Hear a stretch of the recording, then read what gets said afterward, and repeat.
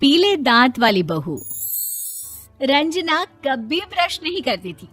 उसे कितनी बार उसके माँ बाप ने डांटा, लेकिन उसका कोई असर उस पर होता ही नहीं था, जिस कारण से उसके दांत पीले पीले हो जाते हैं। शादी के बाद अरे बहू, वैसे तो तुझ में कोई कमी नहीं है, पर तेरे दांत इतने पीले कैसे हैं बेटा? कैसे मतलब? कोई सर्जरी थोड़ी ना कराइए। वो तो क्या नाम, मैं ब्रश नहीं करती थी तो पीले हो गए। अब क्या करूं? आप कहे तो लाल करवा लूं या फिर काले? यार ये क्या है, क्यों माँ से लड़ रही हो? लड़ रही हूँ? अरे मैं लड़ रही हूँ या ये बोल रही है कि दांत पीले हैं, पीले। अरे तपस्या थोड़ी ना की है इन्हें पीले करने के लिए। बकायदा ब्रश नहीं किया है 20 साल तक, तब जाकर। छी, कैसी बात कर रही हो? ये उस वक्त तो पीले नहीं थे जब हम लोग तुम्हें देखने आए थे।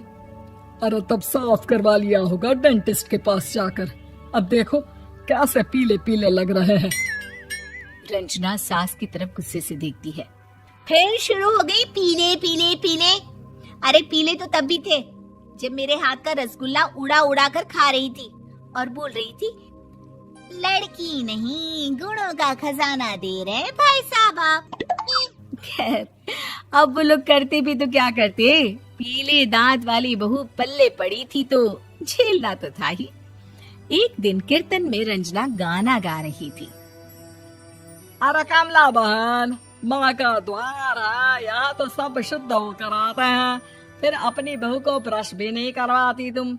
दूर से पीले पीले दांत भक्ति में बाधा उत्पन्न कर रहे हैं। अरे कोई 2 साल के बच्चे थोड़ी ना लेकर आई हूँ मैं बहू बनाकर। अच्छी खासी लड़की है, अरे कैसे करवाऊं ब्रश? ये तो उसे खुद करना चाहिए ना।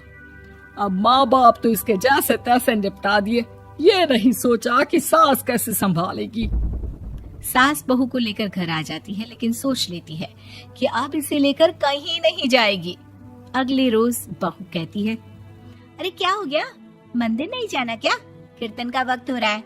मेरी मधुर वाणी से कान्हा जी जागते हैं और सोते हैं। आप तो जानती है ना उनकी भक्ति में कितना मन लगता है मेरा।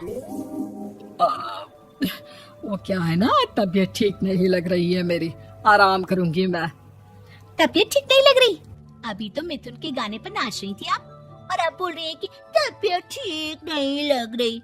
अरे भक्ति में मन लगा लो सासू माँ, ऊपर जाना है, क्या मुंह दिखाओगी आप? हाँ? सास को बहू की बात पर गुस्सा आ जाता है। मैं क्या मुंह दिखाऊंगी, इसकी चिंता तो ना कर, समझी? अपने मुंह की चिंता कर, जो ये पीले पीले दांत लेकर हर जगह पहुंच जाती है। पता है लोग कितना मजाक बनाते हैं। ना जी ना, मैं नहीं जाना कहीं तेरे साथ। तो ये बात है। कोई ना, मत जाओ, मैं अपने कमरे में ही बैठकर भक्ति कर लूंगी।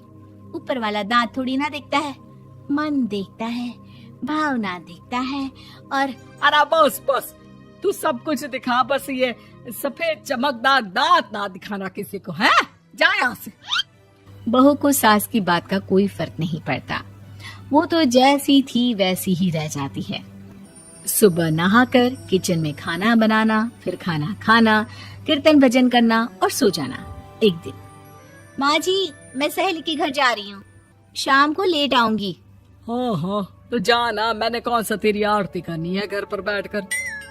रंजना सहेली के घर जाती है, जहाँ वो पार्टी में जाने की तैयारी कर रही होती है। अरे शिखा, कहाँ जाने की तैयारी कर रही है? मैं गलत वक्त पर आ गई क्या? अरे नहीं यार, उल्टा सही वक्त पर आई है। मैंने ये साड़ी और ज्वेलरी निकाली है यार, शाम को इनके ऑफिस की एक पार्टी में जाना है। बताना कैसा लग रहा है ये सब? नहीं यार, इस ड्रेस के साथ तो वो वाली ज्वेलरी अच्छी लगेगी। हाँ हाँ सही बोल रही है, मैंने ध्यान ही नहीं दिया। वैसे तो हमेशा से मस्त फैशन सेंस रखती है। तो बड़ा जाती होगी ना पति के साथ पार्टी में। रंजना कुछ नहीं बोलती, बस सोचती है कि यार काश ये बात सही हो जाती, पर मैं क्यों नहीं जाती पार्टी में? क्या इन लोगों की कोई पार्टी होती नहीं होगी? रंजना घर आती है और रात में पति से सवाल करती है, एक बात बताइए, आप मुझे किसी पार्टी में क्यों नहीं ले जाते? क्या आपकी यहाँ ऑफिस में पार्टी नहीं होती? पति बेचारा क्या कहता कि दांत पीले हैं तुम्हारे इसलिए। अरे कोई पार्टी होती नहीं हम लोगों के ऑफिस में, तो कहाँ से लेकर जाऊं? और मार्केट, मॉल, कहीं वीकेंड घूमना, कहीं तो। अरे यार, सारे हफ्ते में एक छुट्टी मिलती है, तो सोचता हूँ कि आराम ही कर लूं। क्यों? रंजना मन मार के रह जाती है। पहले कभी सास के साथ मंदिर जाया करती थी, लेकिन वो भी सास ने ले जाना बंद कर दिया। घर बैठी बैठी रंजना बोर हो जाती है। तभी उसे आइडिया आता है और वो मायके जाने का सोचती है। सासू माँ, 2 दिनों के लिए मम्मी के घर जा रही हूँ। अच्छा अच्छा ठीक है, आराम से जा। और हाँ, माँ से कुछ अच्छी आदत सीख कर आना कि कैसे शरीर के हर भाग की तरह दांतों की सफाई भी जरूरी होती है, समझी? शुरू हो गई ना आप। वो लोग आपकी तरह नहीं है कि छोटी छोटी बात का बतंगड़ बना दे। उन लोगों के लिए मैं मायने रखती हूँ, ना कि मेरे पीले पीले दांत। रंजना माँ को बिना बताए उन लोगों को सरप्राइज देती है, लेकिन जैसे ही वो दरवाजे पर पहुंचती है, अंदर देखती है कि घर वाले कहीं जा रहे होते हैं। अब माँ, काश रंजना दीदी के दांतों वाली प्रॉब्लम नहीं होती, तो वो भी हम लोगों के साथ चलती ना बुआ जी की बेटी की शादी में। हाँ बेटा, लेकिन अब उसे कौन समझाए कि उसको उसके पीले दांत नहीं दिखते, लेकिन उसके आसपास के लोगों को कितना एम्बैरेसिंग फील कराते हैं। मुझे तो कितनी बार उसके स्कूल की टीचर ने शिकायत की कि उसके साथ कोई लड़की बैठना भी नहीं चाहती, और ना ही कॉलेज में कोई उससे बात करना चाहता था। लेकिन पता नहीं क्यों उसे ये बात समझ में ही नहीं आती। कोई कमी नहीं है उस लड़की में, बस यही कि दांत पीले हैं। वो तो भला हो जीजा जी और उनकी माँ का, जो दीदी को जैसी है वैसे ही रखा हुआ है। रंजना को अपने घर वालों की बात सुनकर बहुत दुख होता है। वो सोचती है कि वो क्या करे, लेकिन फिर वो सीधा डेंटिस्ट के पास जाती है, अपने दांत चमकाती है और कसम खाती है कि वो रोज ब्रश करेगी। अरे क्या हो गया?